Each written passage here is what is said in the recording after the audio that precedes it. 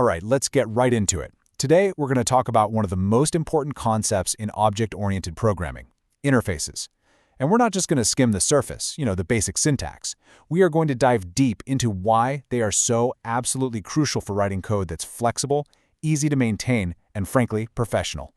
This is the kind of stuff you'll use every day in a real job and definitely see in technical interviews. But to really get a feel for why interfaces are so powerful, we have to start with a problem. So I want you to keep this one question in the back of your mind as we go through this. What actually happens when your code is just too specific, too rigid?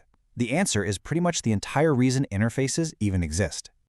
So to see why all this talk about flexibility really matters, we're going to walk through a super common scenario where maybe at first we don't think about it. And we'll call this first part the rigidity problem. Okay, let's set the scene. Imagine you're a developer, you just landed a new job. Awesome. Your primary role is to build things, to write code. And to do that, you need a machine, a computer. Pretty simple, pretty logical setup, right? Something we can definitely model with code. So, if we were writing the code for this, we'd probably create a developer class. And that developer needs to do a job, let's say a function called devapp. Now, to do that job, our code says that the devapp function must be given a laptop object, a specific laptop object. The function takes the laptop, runs its code method, and everything works great. Seems totally fine, right? What could go wrong? So everything's working perfectly. Our code does exactly what we told it to do. But, and there's always a but, this is exactly where our simple, logical design starts to show its cracks. Let's see what happens when the real world decides to throw a wrench in our plans. Okay, so the situation changes. Your boss comes over and says, hey, we're fresh out of laptops, but we've got this amazing, super powerful new desktop computer for you.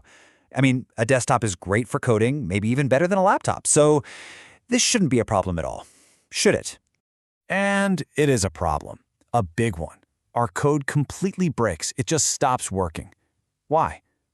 Well, that devapp method we wrote was built to only accept a laptop. It literally has no idea what a desktop is. So when we try to hand it a desktop object, the program just throws an error. Our developer is now completely stuck, unable to do any work, all because our code was too specific. This problem actually has a name in the software world: tight coupling. You can think of it like our developer class is handcuffed directly to the laptop class.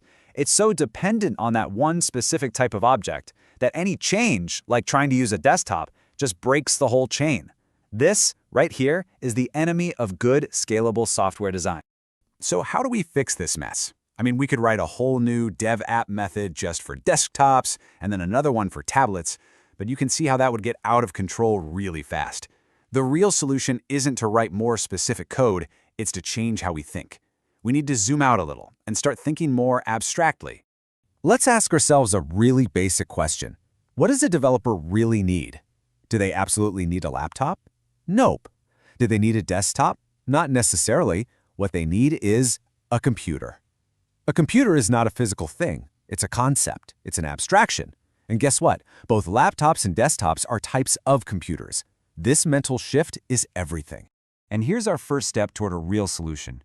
We can introduce this new, abstract idea into our code, a computer class that acts like a general blueprint. Then we just tell our code that both laptop and desktop are specific examples of that computer blueprint. Now we just make one tiny change to our devapp method. Instead of demanding a laptop, it just asks for any kind of computer. And just like that, it works with both. What we've just achieved is the hero of our story: loose coupling. Our developer class is no longer chained to the tiny details of the laptop class. Instead, it's connected to the much broader concept of a computer. And this is what makes our system flexible. We could add a tablet, a supercomputer, anything. And as long as it's a type of computer, our developer class doesn't have to change one bit. Now, using that abstract blueprint was a massive improvement, but we can take this idea one step further to get the absolute maximum flexibility. And that brings us to the ultimate tool for the job, the interface contract. So an abstract class is great, but it really implies a specific kind of family relationship. It says a laptop is a computer. It's all about what something is. But what if we don't really care about what something is? What if we only care about what it can do? That subtle shift in focus is exactly where an interface comes in and shines. This brings us to a super important distinction, the kind of thing that comes up all the time in job interviews. An abstract class defines an is a relationship. A laptop is a kind of computer. An interface, on the other hand, defines a can-do relationship. It's a contract. It's a promise. The interface doesn't care what you call yourself. It only cares that you promise you can perform a certain action, like a code function. And here it is, our final, most flexible design. We just define a computer interface, and this interface only says one thing. Anyone who wants to be a computer must have a code method. That's the contract. Now, both our laptop and desktop classes implement this interface. They sign the contract. So our developer class is now totally free. It doesn't ask for a laptop or a desktop. It just says, give me anything that fulfills the computer contract. It could be a smart fridge for all it cares, as long as it knows how to code.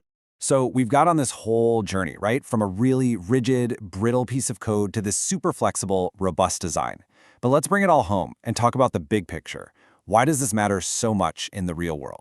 Because when you design your code this way, using interfaces, you get 4 incredible superpowers. Number 1, flexibility. We've seen this. You can add new kinds of computers later, and you never have to touch the original developer class. Number 2, modularity.